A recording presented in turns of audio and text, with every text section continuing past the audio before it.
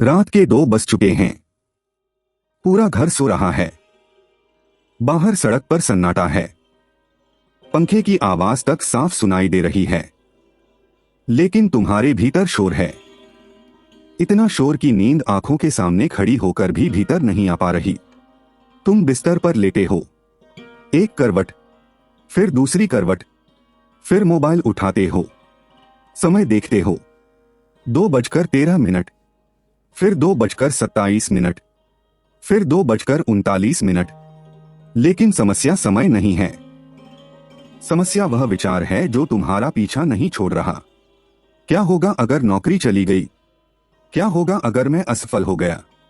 क्या होगा अगर बीमारी बढ़ गई? क्या होगा अगर परिवार में कुछ हो गया? क्या होगा अगर भविष्य वैसा नहीं निकला जैसा मैंने सोचा है? और फिर एक विचार दूसरे को जन्म देता है, दूसरा तीसरे को, तीसरा चौथे को, और देखते ही देखते तुम्हारा मन एक ऐसे जंगल में भटकने लगता है जहां हर पेड़ डर का है, हर रास्ता अनिश्चितता का है, और हर मोड़ पर एक नया क्या होगा अगर खड़ा है।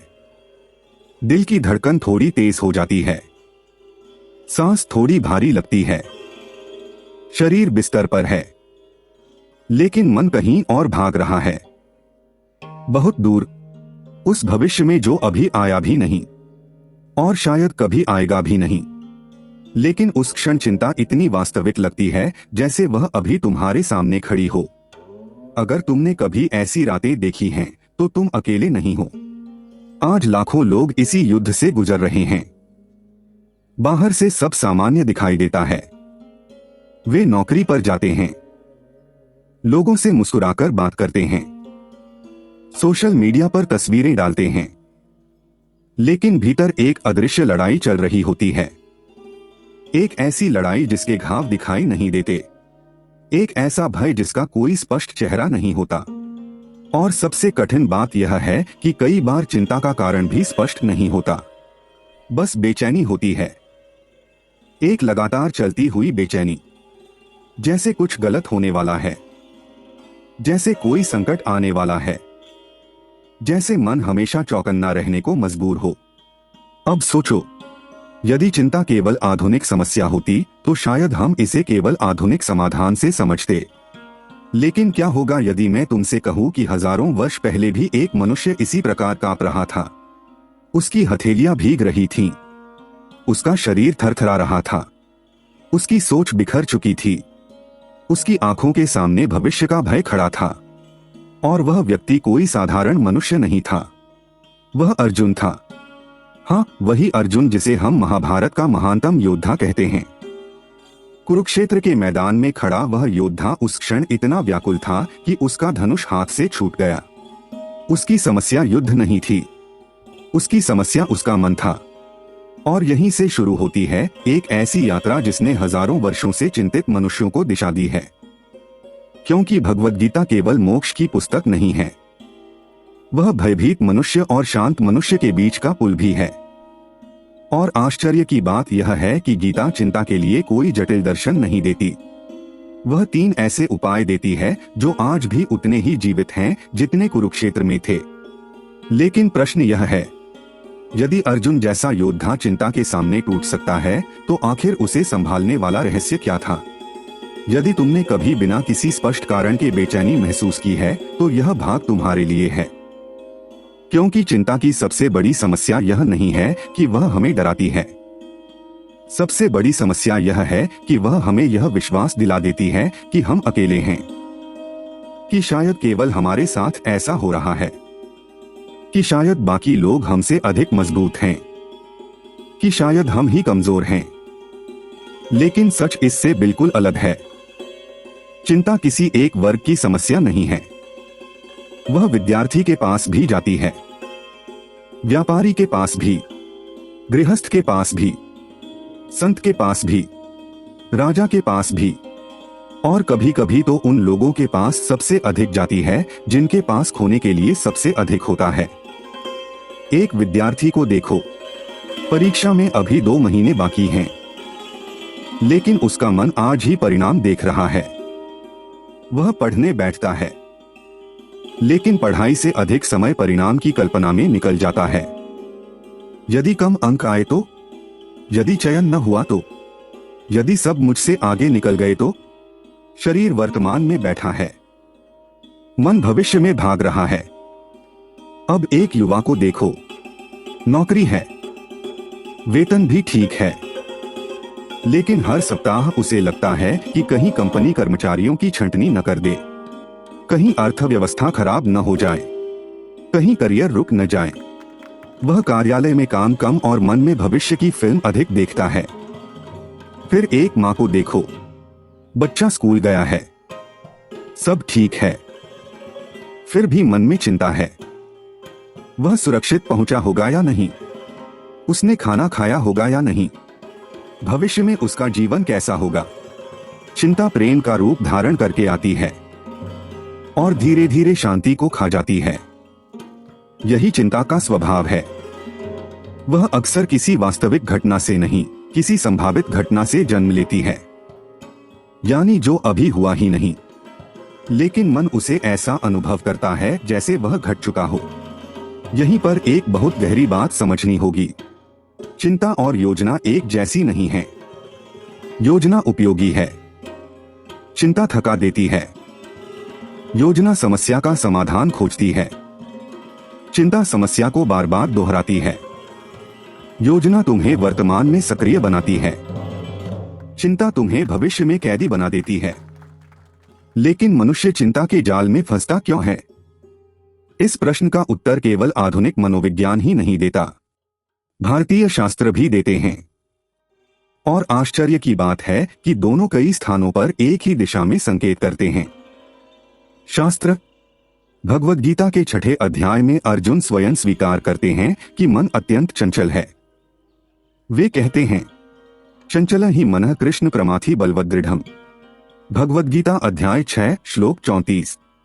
अर्थ, हे कृष्ण, मन अत्यंत चंचल, व्याकुल करने वाला, बलवान और हठी है। ध्यान दो, यह शिकायत किसी साधारण व्यक्ति की नहीं है, यह अर्जुन की है। जिस व्यक्ति ने युद्धकला में महारत प्राप्त की, वह भी मन को नियंत्रित करने में संघर्ष कर रहा है। यही कारण है कि यदि तुम्हारा मन कभी बिखर जाता है तो इसका अर्थ यह नहीं कि तुम कमजोर हो, इसका अर्थ केवल यह है कि तुम मनुष्य हो। परंपरागत व्याख्या।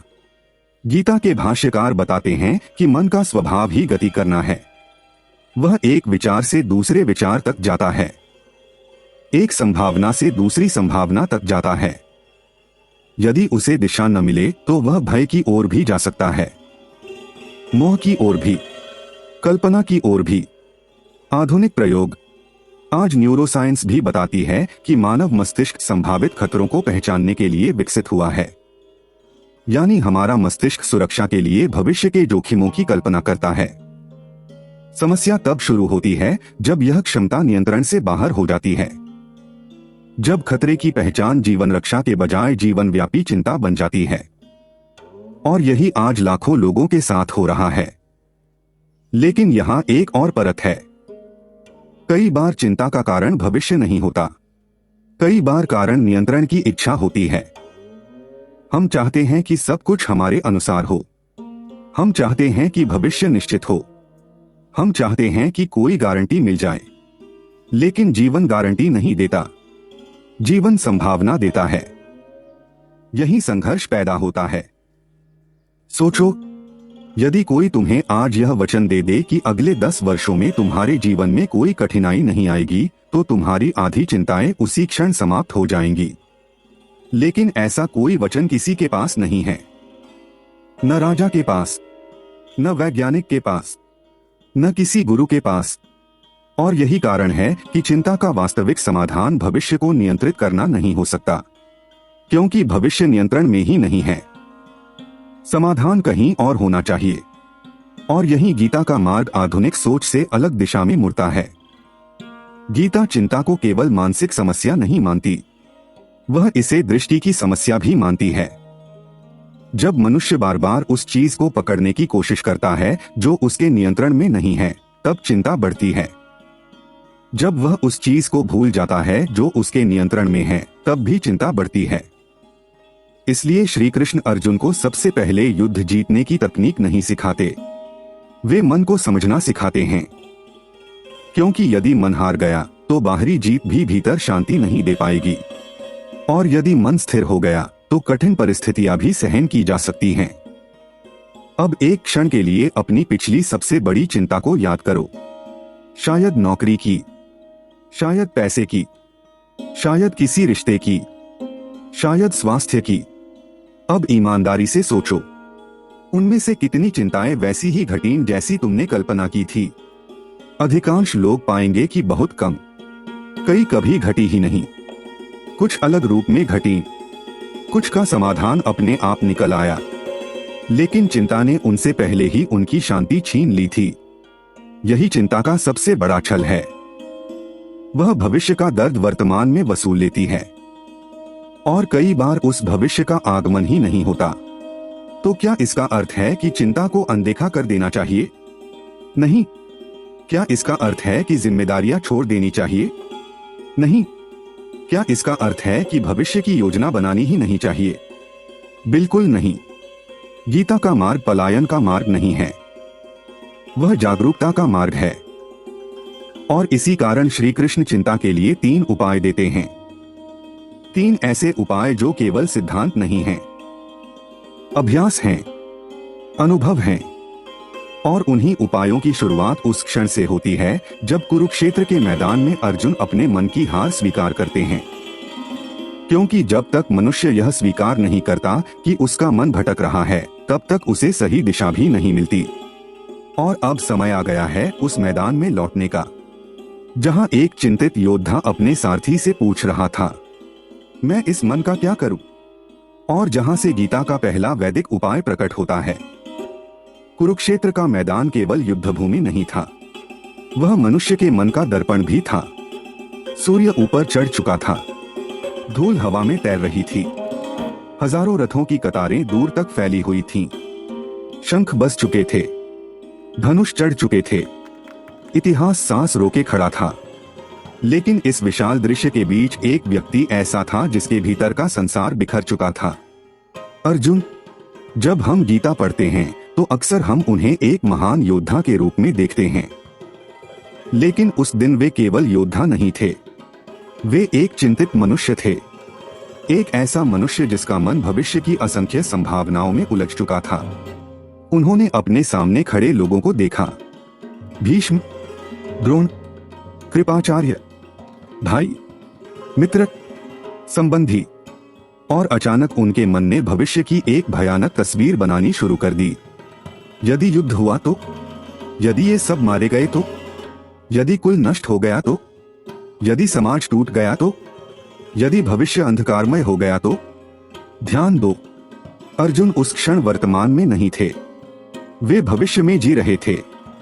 युद्ध अभी शुरू भी नहीं हुआ था, लेकिन उसका परिणाम वे अपने मन में 100 बार जी चुके थे।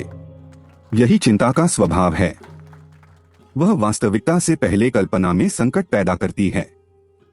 भगवद गीता के प्रथम अध्याय में अर्जुन अपनी अवस्था बताते हैं।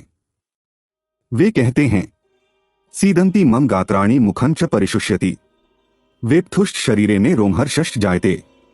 भगवद गीता अध्याय 1 श्लोक 29। अर्थ, मेरे अंग शिथिल हो रहे हैं, मेरा मुख सूख रहा है, मेरा शरीर कांप रहा है और रोमांच हो रहा है। ध्यान से देखो, यह केवल आध्यात्मिक वर्णन नहीं है, यह चिंता के शारीरिक लक्षणों का भी वर्णन है। शरीर कांपना, मुख सूखना, कमजोरी महसूस होना, मन का नियंत्रण खो देना। हजारों वर्ष पहले लिखा गया यह वर्णन आज भी उतना ही परिचित लगता है, क्योंकि मनुष्य का मन नहीं बदला। युग बदल गया, तकनीक बदल गई, लेकिन चिंता का अनुभव नहीं बदला। अर्जुन आगे कहते हैं, गांडीवं स्रंस्ते हस्तात, मेरा गांडीव हाथ से छूट रहा है। यह केवल धनुष नहीं था, यह उनकी पहचान थी, उनकी शक्ति थी, उनका आत्मविश्वास था, और अब वह भी हाथ से फिसल रहा था। कितनी बार ऐसा होता है कि चिंता हमें हमारी वास्तविक क्षमता से भी काट देती है। एक विद्यार्थी जिसे सब आता है, परीक्षा में घबरा जाता है। एक वक्ता जो विषय जानता है मंच पर पहुंचकर डर जाता है। एक कर्मचारी जिसे काम आता है प्रस्तुति के समय अस्थिर हो जाता है।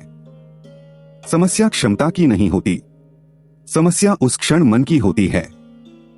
और यही श्री कृष्ण का उपचार शुरू होता है। लेकिन ध्यान देना, वे अर्जुन से यह नहीं कहते चिंता मत करो। वे यह भी नहीं कहते सब ठीक हो जाएगा, क्योंकि ऐसे वाक्य क्षणिक सांत्वना दे सकते हैं, स्थायी समाधान नहीं। श्री कृष्ण मन की प्रकृति को समझते हैं। वे जानते हैं कि मन को आदेश देकर शांत नहीं किया जा सकता, उसे प्रशिक्षित करना पड़ता है। युद्ध आगे बढ़ता है, संवाद आगे बढ़ता है। अध्याय दर अध्याय श्री कृष्ण अर्जुन को कर्म, ज्ञान और भक्ति का मार्ग समझाते हैं। फिर छठे अध्याय में विषय आता है मन। और यही अर्जुन एक ऐसी शिकायत करते हैं जो आज भी हर चिंतित व्यक्ति की शिकायत है। वे कहते हैं चंचल ही मनः कृष्ण प्रमाथि बलवदृढ़म् तस्याह निग्रहे मन्ये वायोरिव सुदुष्करम्। भगवद्गीता अध्याय 6 श्लोक 34। अर्थ, हे कृष्ण, मन अत्यंत चंचल, उथल पुथल मचाने वाला, बलवान और हठी है। उसे नियंत्रित करना मुझे वायु को रोकने जितना कठिन लगता है। कल्पना करो, यदि अर्जुन यह कह सकते हैं तो तुम्हारा संघर्ष असामान्य नहीं है, तुम्हारे साथ कुछ गलत नहीं है। तुम केवल वही अनुभव कर रहे हो जो हर मनुष्य कभी न कभी करता है। अब यहां श्री कृष्ण एक अद्भुत उत्तर देते हैं। वे मन की समस्या को स्वीकार करते हैं। वे कहते हैं हाँ, मन चंचल है, हाँ यह कठिन है, लेकिन असंभव नहीं। और फिर वे पहला उपाय देते हैं, वह उपाय जो चिंता की वैदिक चिकित्सा का पहला स्तंभ है। भगवद्गीता अध्याय 6 श्लोक 26। यतो यतो निश्चरति मनश्चंचलम स्थिरम ततस्ततो नियमैत दात्मन्ये वशं नयेत। अर्थ, यह चंचल और अस्थिर मन जहां जहां भटक जाए वहां वहां से उसे वापस लाकर आत्मा में स्थिर करो। पहली नजर में यह श्लोक बहुत सरल लगता है, लेकिन इसकी गहराई असाधारण है। ध्यान दो कि श्री कृष्ण यह नहीं कहते कि मन कभी भटकेगा ही नहीं। वे यह नहीं कहते कि एक बार साधना कर लो और फिर मन हमेशा शांत रहेगा। वे कहते हैं जहां जहां भटके वहां वहां से वापस लाओ, फिर भटके, फिर वापस लाओ, फिर भटके, फिर वापस लाओ। यही पहला उपाय है। और यही वह बात है जिसे अधिकांश लोग नहीं समझते। वे सोचते हैं कि सफल ध्यान का अर्थ है मन का कभी न भटकना, लेकिन गीता कहती है सफलता मन के न भटकने में नहीं है, सफलता उसे बार बार वापस लाने में है। यही चिंता के उपचार का पहला रहस्य छिपा है, क्योंकि चिंतित व्यक्ति अपने विचारों से लड़ता है। लेकिन श्री कृष्ण लड़ने को नहीं कहते, वे लौटाने को कहते हैं। ध्यान दो अंतर पर।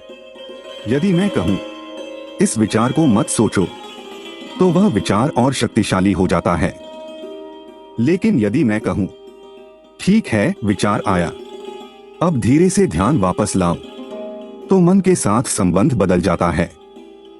शास्त्र, गीता का यह श्लोक मन को दबाने की नहीं, प्रशिक्षित करने की शिक्षा देता है। परंपरागत व्याख्या, आदि शंकराचार्य बताते हैं कि अभ्यास के द्वारा मन को बार बार उसके आधार की ओर लौटाया जाता है। यह एक बार की घटना नहीं है, यह निरंतर प्रक्रिया है। आधुनिक प्रयोग, आज मनोविज्ञान में माइंडफुलनेस की अनेक तकनीकों का मूल सिद्धांत भी यही है। विचार आया, उसे पहचानो, उसमें बह मत जाओ, धीरे से ध्यान वापस वर्तमान में लाओ। सांस पर, कार्य पर, वर्तमान क्षण पर। देखो कितना अद्भुत है। हजारों वर्ष पहले कुरुक्षेत्र में दिया गया यह उपदेश आज भी उतना ही प्रासंगिक है। लेकिन अभी यात्रा पूरी नहीं हुई। यह केवल पहला उपाय है। मन को वापस लाना, वर्तमान में लौटना, चिंता के प्रवाह को पहचानना। लेकिन एक प्रश्न अभी भी बाकी है। यदि भविष्य हमारे नियंत्रण में नहीं है तो हम उसके भय से मुक्त कैसे हों? यदि जीवन अनिश्चित है तो स्थिरता कहां मिले? यदि मन बार बार सबसे बुरे परिणाम की कल्पना करता है तो विश्वास कहां से आए? इन्हीं प्रश्नों का उत्तर गीता का दूसरा उपाय देगा, और यह उपाय केवल मन को नहीं, पूरे जीवन के दृष्टिकोण को बदल देता है। अब जरा कुरुक्षेत्र के मैदान से बाहर निकलो और अपने जीवन की ओर देखो, क्योंकि गीता का कोई भी श्लोक तब तक जीवित नहीं होता जब तक वह हमारे दैनिक जीवन में उतर न जाए। श्री कृष्ण ने कहा था, यतो यतो निश्चरति मनश्चंचलम स्थिरम ततस्ततो नियमैत्दात्मन्येव वशं नयेत्। अर्थात जहां जहां मन भटके वहां वहां से उसे वापस लाओ। पहली नजर में यह साधारण सलाह लग सकती है, लेकिन यदि इसे गहराई से समझो तो यह चिंता के विरुद्ध एक संपूर्ण मानसिक अनुशासन है। क्योंकि चिंता का सबसे बड़ा ईंधन क्या है? भटकता हुआ ध्यान। चिंतित व्यक्ति का मन शायद ही कभी वर्तमान में रहता है। वह या तो भविष्य में भाग रहा होता है या अतीत में। वह उस परीक्षा में रहता है जो अभी हुई नहीं। वह उस बातचीत में रहता है जो अभी हुई नहीं। वह उस समस्या में रहता है जो अभी आई नहीं। और यही कारण है कि शरीर सुरक्षित कमरे में बैठा होता है, लेकिन मन संकट में जी रहा होता है। शास्त्र गीता का 6वां अध्याय ध्यान योग कहलाता है। यह केवल आंखें बंद करके बैठने की बात नहीं करता। यह ध्यान की उस क्षमता की बात करता है जिसके द्वारा मनुष्य अपने ध्यान को दिशा दे सके। परंपरागत व्याख्या। आचार्यों ने कहा है कि मन एक प्रशिक्षित घोड़े की तरह नहीं, बल्कि एक जंगली घोड़े की तरह है। यदि उसे खुला छोड़ दिया जाए तो वह जहां चाहेगा भागेगा। यदि उसे प्रेम पूर्वक प्रशिक्षित किया जाए तो वही घोड़ा रथ को लक्ष्य तक पहुंचा सकता है। आधुनिक प्रयोग। आज न्यूरोसाइंस भी बताती है कि ध्यान एक कौशल है। जितना हम किसी मानसिक पैटर्न को दोहराते हैं, उतना ही मस्तिष्क उस पैटर्न को मजबूत करता है। यदि हम प्रतिदिन चिंता करते हैं तो चिंता की आदत मजबूत होती जाती है। यदि हम प्रतिदिन ध्यान को वर्तमान में लाने का अभ्यास करते हैं तो एक नई मानसिक आदत विकसित होती है। यही कारण है कि गीता का पहला उपाय केवल दार्शनिक विचार नहीं है, यह मानसिक पुनः प्रशिक्षण है। अब एक वास्तविक उदाहरण देखते हैं। मान लो एक युवक है, उसका नाम मान लेते हैं आदित्य। उसकी नौकरी ठीक चल रही है, कोई तत्काल संकट नहीं है, लेकिन हर रात वह सोचता है, यदि अगले वर्ष आर्थिक मंदी आ गई तो, यदि मेरी नौकरी चली गई तो, यदि मैं परिवार की जिम्मेदारियां पूरी नहीं कर पाया तो। शुरुआत में ये केवल विचार थे, लेकिन धीरे धीरे वे आदत बन गए। अब जैसे ही वह खाली बैठता है, उसका मन उसी दिशा में भाग जाता है। क्या समस्या वास्तव में नौकरी है? नहीं, समस्या यह है कि मन ने चिंता को अपना डिफॉल्ट मार्ग बना लिया है। अब गीता का पहला उपाय यहाँ क्या कहेगा? जब मन भविष्य की कल्पनाओं में भागे, उसे पहचानो और फिर धीरे से वापस लाओ। आज के कार्य पर, आज की सांस पर, आज की जिम्मेदारी पर ध्यान दो। वापस लाने का अर्थ यह नहीं कि भविष्य की योजना मत बनाओ। योजना बनाओ, लेकिन चिंता मत पालो। योजना एक बार बनती है, चिंता बार बार दोहराई जाती है। योजना समाधान खोजती है, चिंता नियंत्रण खोजती है, और जीवन पूरी तरह नियंत्रण में कभी नहीं आता। यही अधिकांश लोग गलती करते हैं। वे सोचते हैं कि यदि वे पर्याप्त चिंता करेंगे तो वे भविष्य के लिए तैयार हो जाएंगे, लेकिन वास्तविकता अक्सर उल्टी होती है। अत्यधिक चिंता तैयारी नहीं बढ़ाती, वह ऊर्जा कम कर देती है, निर्णय क्षमता कम कर देती है, ध्यान कम कर देती है। यानी जिस समस्या से बचने के लिए हम चिंता कर रहे होते हैं, उसी का सामना करने की हमारी क्षमता कम हो जाती है। महाभारत में भी यह बात दिखाई देती है। जब अर्जुन चिंता से भर गए, तब वे अपनी क्षमता भूल गए। उनका कौशल गायब नहीं हुआ था, उनकी शक्ति समाप्त नहीं हुई थी, लेकिन उनका ध्यान बिखर गया था। और बिखरा हुआ ध्यान सबसे बड़ी शक्तियों को भी कमजोर बना देता है। यही कारण है कि श्री कृष्ण पहले ध्यान को स्थिर करते हैं, फिर युद्ध की बात करते हैं। अब यहाँ एक और गहरी बात समझो। अधिकांश लोग सोचते हैं कि शांति का अर्थ है विचारों का समाप्त हो जाना, लेकिन गीता ऐसा नहीं कहती। विचार आते रहेंगे, मन भटकेगा, भावनाएं उठेंगी, चिंता भी कभी कभी आएगी। शांति का अर्थ यह नहीं कि कुछ भी न उठे। शांति का अर्थ है तुम हर उठती हुई लहर के साथ बह न जाओ। समुद्र में लहरें हमेशा होती हैं, लेकिन समुद्र केवल लहर नहीं है। वैसे ही मन में विचार हमेशा होंगे, लेकिन तुम केवल विचार नहीं हो। यही ध्यान योग का मूल है और यही चिंता से मुक्ति का पहला द्वार है। अब यहां एक छोटा अभ्यास करते हैं। मान लो आज रात तुम चिंतित हो, मन बार बार किसी समस्या की ओर जा रहा है। तो क्या करना है? पहला कदम रुकना, दूसरा कदम उस विचार को पहचानना, तीसरा कदम स्वयं से कहना, अभी यह केवल एक विचार है, वास्तविकता नहीं।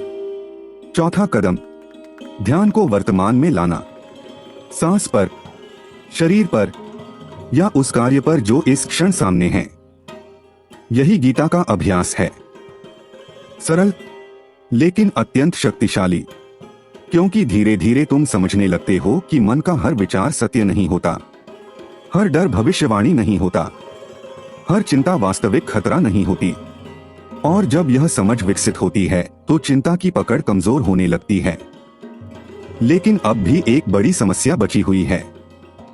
मान लो तुमने मन को वर्तमान में लाना सीख लिया, फिर भी भविष्य अनिश्चित है, फिर भी जीवन में जोखिम है, फिर भी मृत्यु है, फिर भी हानि है, फिर भी परिवर्तन है। तो ऐसी स्थिति में भीतर स्थिरता कहां से आए? यही वह प्रश्न है जिसका उत्तर गीता का दूसरा उपाय देता है। और यह उपाय केवल ध्यान का नहीं, विश्वास का उपाय है। एक ऐसा उपाय जिसने अर्जुन को भय से साहस की ओर ले जाना शुरू किया और जिसकी चरम अभिव्यक्ति हमें गीता के अंतिम अध्याय में दिखाई देती है, जहां श्री कृष्ण एक ऐसा वाक्य कहते हैं जिसने हजारों वर्षों से करोड़ों लोगों को संकट के समय सहारा दिया है। सर्वधर्मान परित्यज्य मामेकं शरणं व्रज। लेकिन उस वाक्य का वास्तविक अर्थ क्या है? क्या यह केवल धार्मिक आस्था की बात है या चिंता से मुक्त होने का एक गहरा मनोवैज्ञानिक और आध्यात्मिक सूत्र भी छिपाए हुए है? यहीं से हमारी यात्रा के दूसरे उपाय की शुरुआत होती है। अब कल्पना करो, कुरुक्षेत्र का वही मैदान, लेकिन समय आगे बढ़ चुका है। श्री कृष्ण और अर्जुन के बीच संवाद भी आगे बढ़ चुका है। कर्मयोग की चर्चा हो चुकी है, ज्ञान योग की चर्चा हो चुकी है, ध्यान योग की चर्चा हो चुकी है। प्रकृति, पुरुष, गुण, भक्ति, आत्मा, परमात्मा एक एक करके जीवन के गहरे रहस्य खोले जा चुके हैं। और अब हम गीता के अंतिम अध्याय के निकट पहुंच रहे हैं। अर्जुन वही हैं, युद्ध भी वही है, शत्रु भी वही हैं, जोखिम भी वही हैं। लेकिन एक चीज बदलने लगी है, उनकी दृष्टि। और यही बात समझना अत्यंत महत्वपूर्ण है, क्योंकि चिंता का समाधान हमेशा परिस्थितियों के बदलने से नहीं आता। कई बार समाधान दृष्टि बदलने से आता है। सोचो, जब गीता शुरू हुई थी तब अर्जुन बार बार भविष्य की कल्पना कर रहे थे। वे हर संभावित दुहक को पहले से जी रहे थे। लेकिन अब श्री कृष्ण धीरे धीरे उनका ध्यान एक दूसरी दिशा में ले जा रहे हैं। वे उन्हें यह सिखा रहे हैं कि जीवन का हर परिणाम मनुष्य के नियंत्रण में नहीं है। मनुष्य का नियंत्रण कर्म पर है, प्रयास पर है, निष्ठा पर है, लेकिन संपूर्ण परिणाम पर नहीं। और यही वह बिंदु है जहां चिंता की जड़ पर पहली बार चोट पड़ती है, क्योंकि चिंता अक्सर वहीं जन्म लेती है जहां हम उस चीज को नियंत्रित करना चाहते हैं जो वास्तव में हमारे नियंत्रण में नहीं है। अब यहां एक दूसरी कथा भी याद करनी चाहिए। यह कथा भगवद गीता की नहीं बल्कि कठोपनिषद की है, और यह चिंता के विषय में असाधारण प्रकाश डालती है। एक बालक था, उसका नाम था नचिकेता। उसके पिता वाजश्रवस एक यज्ञ कर रहे थे, लेकिन उस यज्ञ में वे ऐसी गायों का दान दे रहे थे जो बूढ़ी हो चुकी थीं। नचिकेता ने देखा कि बाहरी रूप से यज्ञ हो रहा है, लेकिन भीतर सत्य का अभाव है। उन्होंने अपने पिता से पूछा, पिताजी आप मुझे किसे दान करेंगे? पहले पिता ने उत्तर नहीं दिया, नचिकेता ने फिर पूछा। अंतः क्रोध में पिता ने कह दिया, तुझे मृत्यु को दे देता हूं। अब सोचो, एक बालक और मृत्यु के लोक की यात्रा। सामान्य मनुष्य होता तो भय से भर जाता, लेकिन नचिकेता सत्य की खोज में आगे बढ़ा। वह यमराज के लोक पहुंचा। यमराज वहां नहीं थे। 3 दिन तक वह प्रतीक्षा करता रहा। जब यमराज लौटे तो उन्होंने प्रसन्न होकर 3 वर मांगने को कहा। पहले वर में नचिकेता ने पिता की शांति मांगी, दूसरे वर में यज्ञ का ज्ञान मांगा और तीसरे वर में उन्होंने वह प्रश्न पूछा जिसने उपनिषदों को अमर बना दिया, मृत्यु के बाद क्या होता है। अब यमराज ने उन्हें रोकने का प्रयास किया। उन्होंने कहा, धन ले लो, राज्य ले लो, दीर्घायु ले लो, स्वर्गीय सुख ले लो, जो चाहो ले लो, लेकिन यह प्रश्न मत पूछो। तब नचिकेता ने उत्तर दिया, कठोपनिषद में वर्णित भाव के अनुसार धन नश्वर है, सुख नश्वर है, दीर्घायु भी एक दिन समाप्त हो जाएगी। मुझे सत्य चाहिए। अब इस कथा का चिंता से क्या संबंध है? बहुत गहरा संबंध है, क्योंकि चिंता का एक बड़ा कारण यह है कि हम अस्थायी चीजों को स्थायी बनाना चाहते हैं। हम चाहते हैं कि नौकरी हमेशा सुरक्षित रहे, हम चाहते हैं कि शरीर हमेशा स्वस्थ रहे, हम चाहते हैं कि प्रियजन हमेशा हमारे साथ रहें, हम चाहते हैं कि जीवन कभी न बदले। लेकिन जीवन का स्वभाव परिवर्तन है, और जब हम परिवर्तनशील वस्तुओं से पूर्ण सुरक्षा की अपेक्षा करते हैं तब चिंता जन्म लेती है। नचिकेता ने क्या किया? उन्होंने अस्थायी को अस्थायी माना और सत्य की खोज की। यही कारण है कि वे भय से मुक्त हो सके। अब वापस कुरुक्षेत्र चलते हैं, क्योंकि श्री कृष्ण अर्जुन को भी यही सिखा रहे हैं। धीरे धीरे वे उन्हें एक ऐसी स्थिति तक ले जाते हैं जहां अर्जुन समझने लगते हैं कि वे पूरे ब्रह्मांड के नियंत्रक नहीं हैं। उन्हें सब कुछ संभालना नहीं है, उन्हें सब कुछ निश्चित नहीं करना है, उन्हें केवल अपना धर्मपूर्ण कर्म करना है। और फिर आता है गीता का वह महान श्लोक, भगवद गीता अध्याय 18 श्लोक 66, सर्वधर्मान् परित्यज्य मामेकं शरणं व्रज अहत्वा सर्वपापेभ्यो मोक्षयिष्यामि मा शुचः। अर्थ, सब धर्मों को छोड़कर केवल मेरी शरण में आओ, मैं तुम्हें सभी पापों से मुक्त कर दूंगा। शोक मत करो। अब इस श्लोक को चिंता के संदर्भ में समझना आवश्यक है, क्योंकि बहुत से लोग इसे केवल धार्मिक आदेश के रूप में पढ़ते हैं, लेकिन इसकी मनोवैज्ञानिक और आध्यात्मिक गहराई अत्यंत विशाल है। शास्त्र, यह गीता का अंतिम और चरम उपदेश है। परंपरागत व्याख्या, आदि शंकराचार्य, रामानुजाचार्य और मध्वाचार्य सहित अनेक आचार्यों ने इसे परम आश्रय की शिक्षा माना है। यहाँ समर्पण का अर्थ जिम्मेदारियों से भागना नहीं है। यहाँ समर्पण का अर्थ है अहंकार पूर्ण नियंत्रण छोड़ना। यह स्वीकार करना कि मैं अपना सर्वोत्तम प्रयास कर सकता हूँ, लेकिन संपूर्ण ब्रह्मांड का संचालन मेरे हाथ में नहीं है। आधुनिक प्रयोग, यही वह स्थान है जहाँ चिंता की दूसरी जड़ टूटती है, क्योंकि चिंतित मन अक्सर यह मानकर चलता है कि उसे हर परिणाम को नियंत्रित करना चाहिए। यदि कुछ गलत हुआ तो वह स्वयं को दोष देगा। यदि भविष्य अनिश्चित है तो वह उसे जबरन निश्चित बनाने की कोशिश करेगा। लेकिन यह असंभव है, और असंभव लक्ष्य हमेशा चिंता पैदा करते हैं। श्री कृष्ण का संदेश है, अपना कर्म करो, अपनी नियत शुद्ध रखो, अपना प्रयास पूर्ण करो, फिर उस परिणाम को पकड़कर मत बैठो जो अभी आया ही नहीं। यही समर्पण है। और ध्यान देना, समर्पण कमजोरी नहीं है, समर्पण गहरी शक्ति है। क्योंकि जो व्यक्ति हर चीज को नियंत्रित करने की कोशिश करता है वह थक जाता है, लेकिन जो व्यक्ति अपना कर्तव्य करके परिणाम को छोड़ना सीखता है उसके भीतर एक अलग प्रकार की शांति जन्म लेने लगती है। अब सोचो, यदि आज तुम्हारी सबसे बड़ी चिंता सचमुच सामने आ जाए तो क्या तुम उससे निपटने की पूरी कोशिश नहीं करोगे? शायद करोगे। तुम समाधान खोजोगे, मदद लोगे, निर्णय लोगे, कार्य करोगे, यानी वास्तविक संकट आने पर तुम सक्रिय हो जाओगे। लेकिन चिंता क्या करती है? वह तुम्हें वास्तविक संकट से पहले ही थका देती है। यही कारण है कि गीता का दूसरा उपाय है विश्वास और समर्पण। अंधविश्वास नहीं, पलायन नहीं, बल्कि यह समझ कि जीवन का हर हिस्सा मेरे नियंत्रण में नहीं है और यह ठीक है। यहीं से भीतर जगह बनती है, यहीं से सांस गहरी होने लगती है, यहीं से मन थोड़ा हल्का होने लगता है।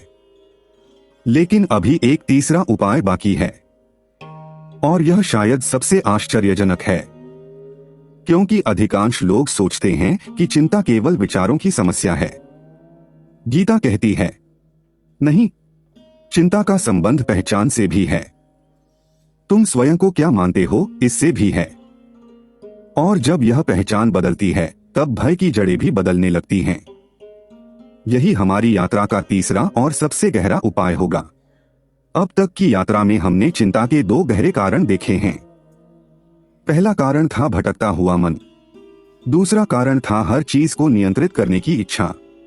और इनके लिए गीता ने दो उपाय दिए, मन को बार बार वर्तमान में लौटाना और परिणामों के प्रति अत्यधिक आसक्ति छोड़कर समर्पण सीखना। लेकिन अब हम उस तीसरे उपाय पर पहुंचते हैं जो सबसे सूक्ष्म है और शायद सबसे अधिक परिवर्तनकारी भी, क्योंकि यह केवल चिंता को कम नहीं करता, यह उस आधार को बदल देता है जिस पर चिंता खड़ी होती है। इसे समझने के लिए हमें एक प्रश्न पूछना होगा, जब तुम्हें चिंता होती है तो वास्तव में कौन चिंतित होता है? पहली नजर में यह प्रश्न अजीब लग सकता है, लेकिन थोड़ा गहराई से सोचो। यदि तुम्हारी नौकरी चली जाए तो तुम्हें डर क्यों लगता है? क्योंकि तुम्हारी पहचान का एक हिस्सा उस नौकरी से जुड़ गया है। यदि कोई तुम्हारी आलोचना करे तो दुख क्यों होता है? क्योंकि तुम्हारी पहचान का एक हिस्सा दूसरों की राय से जुड़ गया है। यदि भविष्य अनिश्चित लगे तो भय क्यों होता है? क्योंकि तुम स्वयं को उन परिस्थितियों से जोड़कर देख रहे हो जो बदल सकती हैं। यही भारतीय दर्शन एक असाधारण प्रश्न पूछता है, क्या तुम वास्तव में वही हो जिससे तुम स्वयं को जोड़कर देख रहे हो? शास्त्र, उपनिषदों का एक बड़ा भाग इसी प्रश्न के उत्तर में समर्पित है। कठोपनिषद, बृहदारण्यक उपनिषद, छांदोग्य उपनिषद सभी बार बार मनुष्य को उसके गहरे स्वरूप की ओर ले जाते हैं। भगवद गीता अध्याय 2 में श्री कृष्ण अर्जुन से कहते हैं, न जायते म्रियते वा कदाचित, नाय भूत्वा भविता वा न भूयः। भगवद गीता अध्याय 2 श्लोक 20। अर्थ, आत्मा न कभी जन्म लेती है न कभी मरती है, वह शाश्वत है। अब ध्यान देना, यह केवल दार्शनिक विचार नहीं है, यह भय और चिंता की जड़ को संबोधित करने वाला विचार है। क्योंकि चिंता का बड़ा भाग हानि के भय से पैदा होता है और हानि का भय तब तीव्र हो जाता है जब हम स्वयं को केवल बदलती हुई वस्तुओं से जोड़ लेते हैं। परंपरागत व्याख्या, आचार्यों ने कहा है कि मनुष्य का दुख अक्सर आत्मा और अनात्मा के भ्रम से उत्पन्न होता है। जो बदलने वाला है उसे हम स्थायी मान लेते हैं, जो हमारा उपकरण है उसे हम अपना वास्तविक स्वरूप मान लेते हैं। आधुनिक प्रयोग, आज इसे सरल भाषा में ऐसे समझ सकते हो। मान लो तुम्हारे पास एक कार है। यदि कार में खरोंच आ जाए तो तुम्हें दुख हो सकता है, लेकिन तुम यह नहीं सोचते कि तुम्हारा अस्तित्व समाप्त हो गया। क्यों? क्योंकि तुम जानते हो कि कार तुम्हारी है, तुम कार नहीं हो। इसी प्रकार शरीर तुम्हारा है, विचार तुम्हारे हैं, भावनाएं तुम्हारी हैं, भूमिकाएं तुम्हारी हैं। लेकिन भारतीय दर्शन पूछता है, क्या तुम केवल यही हो या इनके पीछे कुछ और भी है? यही तीसरे उपाय की शुरुआत है। अब यहाँ एक अत्यंत महत्वपूर्ण कथा आती है। यह कथा श्रीमद्भागवत महापुराण में वर्णित राजा परीक्षित की है। राजा परीक्षित को एक ऋषिपुत्र के शाप के कारण ज्ञात हो गया कि 7 दिनों बाद उनकी मृत्यु होगी। अब सोचो, यदि तुम्हें निश्चित रूप से बता दिया जाए कि 7 दिन बाद मृत्यु होगी तो तुम्हारा मन क्या करेगा? अधिकांश लोग घबरा जाएंगे, भय से भर जाएंगे, पछतावे में डूब जाएंगे। लेकिन राजा परीक्षित ने क्या किया? उन्होंने अपना राज्य सौंप दिया, गंगा तट पर बैठ गए और शुकदेव जी से परम सत्य का ज्ञान सुनना शुरू किया। यहीं से श्रीमद्भागवत का महान संवाद प्रारंभ होता है। ध्यान दो, परीक्षित मृत्यु से भाग नहीं रहे थे, वे सत्य की ओर बढ़ रहे थे। और जैसे जैसे उनकी दृष्टि गहरी होती गई, वैसे वैसे भय कम होता गया। यह कथा हमें क्या सिखाती है? यह कि चिंता का अंतिम समाधान केवल परिस्थितियों को बदलना नहीं है। कई बार समाधान दृष्टि की गहराई में होता है। जब मनुष्य स्वयं को केवल शरीर, पद, धन और परिस्थितियों तक सीमित मानता है, तब हर परिवर्तन भय पैदा करता है। लेकिन जब उसकी पहचान गहरी होती है, तब जीवन की अनिश्चितताएं भी उतनी विनाशकारी नहीं लगती। अब यहाँ एक ऐसी बात आती है जिसे लोग सामान्यतः नहीं जानते, और यही इस वीडियो की सबसे महत्वपूर्ण अंतर्दृष्टियों में से एक है। अधिकांश लोग सोचते हैं कि चिंता का समाधान है ऐसा जीवन बना लो जिसमें कोई समस्या न हो। लेकिन गीता ऐसा नहीं कहती। क्यों? क्योंकि ऐसा जीवन संभव ही नहीं है। अर्जुन के जीवन में समस्याएं थीं, राम के जीवन में समस्याएं थीं, युधिष्ठिर के जीवन में समस्याएं थीं, परीक्षित के जीवन में समस्याएं थीं।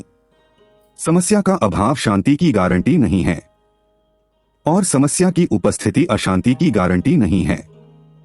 शांति का संबंध केवल परिस्थितियों से नहीं है, शांति का संबंध संबंधों से नहीं है, शांति का संबंध पहचान से भी है।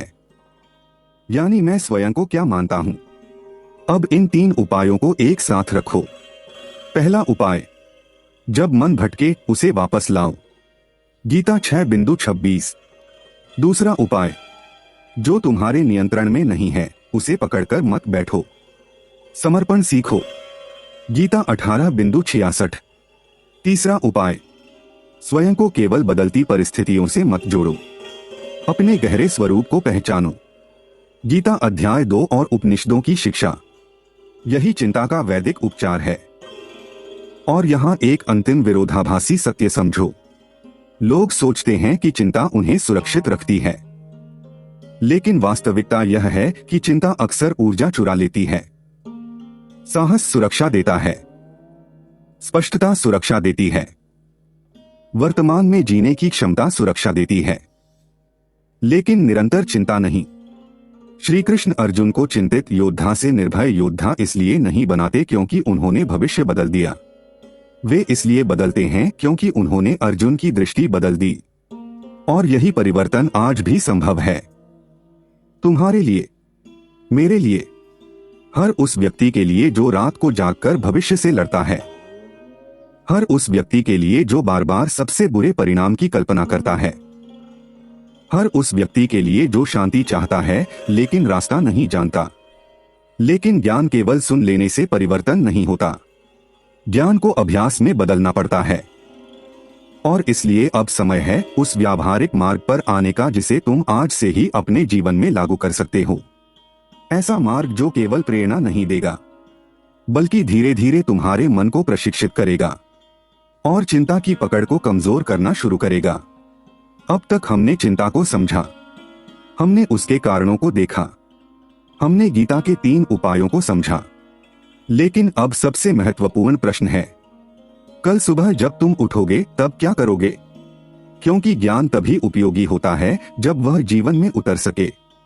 केवल प्रेरणा कुछ घंटों तक रहती है, अभ्यास जीवन बदलता है। इसलिए अब हम एक ऐसा व्यावहारिक ढांचा बनाएंगे जो शास्त्रों पर आधारित है, लेकिन जिसे आज का कोई भी व्यक्ति अपना सकता है। इसे चिंता मुक्ति का वैदिक अभ्यास समझो। यह कोई चमत्कार नहीं है, यह मन का प्रशिक्षण है। धीरे धीरे, लगातार। पहला कदम है चिंता को पहचानना, उससे एक होना नहीं। यह कहां से आया? भगवद गीता अध्याय 6 श्लोक 26। यतो यतो निश्चरति मनश्चंचलम स्थिरम। श्री कृष्ण मन को पहचानने और वापस लाने की बात करते हैं। कैसे करें? दिन में जब भी चिंता उठे तुरंत यह मत कहो मैं चिंतित हूं। इसके बजाय कहो मेरे मन में चिंता का विचार उठ रहा है। यह छोटा सा परिवर्तन बहुत गहरा है, क्योंकि अब तुम विचार नहीं हो, तुम विचार को देख रहे हो। तुम चिंता नहीं हो, तुम चिंता को देख रहे हो। यही जागरूकता का आरंभ है। दूसरा कदम है सांस को आधार बनाओ। यह कहां से आया? पतंजलि योग सूत्र में प्राण और चित्त के संबंध का संकेत मिलता है। भारतीय योग परंपरा सदियों से श्वास को मन की स्थिरता का द्वार मानती रही है। कैसे करें? जब मन बहुत तेज भाग रहा हो तब 5 बार गहरी और धीमी सांस लो। सिर्फ सांस को महसूस करो। हवा का भीतर जाना, बाहर आना, कुछ मिनटों के लिए केवल इतना ही।